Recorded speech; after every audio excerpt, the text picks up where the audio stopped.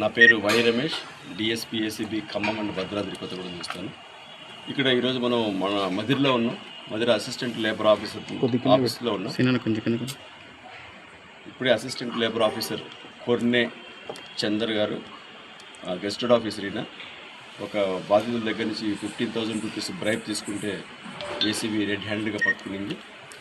ఈ సబ్జెక్ట్ ఏంటంటే, ఒక భవన నిర్మాణ కార్మికుడు 2024లో ఆయన చనిపోయారు.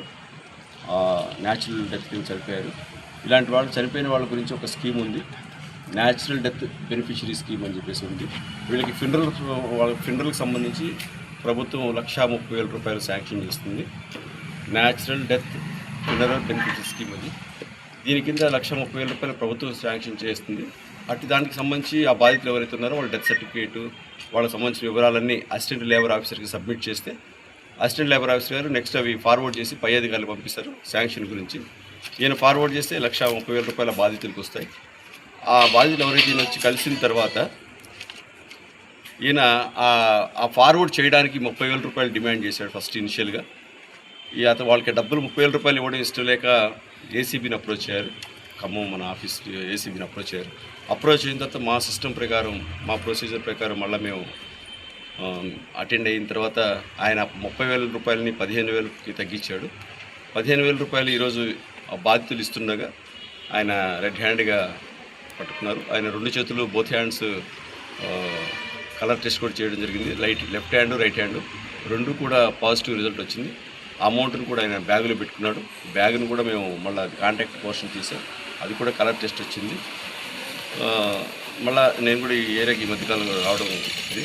మళ్ళీ మీ అందరి ద్వారా, ఈ పాత్రికేయ మిత్రుల ద్వారా నేను ఒకసారి మన పబ్లిక్ రిక్వెస్ట్ చేసిందంటే, ఏ ప్రభుత్వ అధికారి అయినా వాళ్ళు చేయవలసిన పనికి మిమ్మల్ని ఎవరైనా లంచం రూపంలో, అది లంచం డబ్బు రూపం కావచ్చు, వస్తు రూపంలో కావచ్చు, ఇంకొక వేరే సేవ రూపంలో కావచ్చు, ఎవరన్నా అడిగితే మీరు మా ఏసీబీ టోల్ ఫ్రీ నంబర్ 1064 ఉంది. ఇది 24/7 ఎప్పుడు మీకు అందుబాటులో ఉంటుంది. మిడ్ నైట్ అయినా, ఎర్లీ అవర్స్ ఎప్పుడు కూడా మేము స్పందిస్తాం.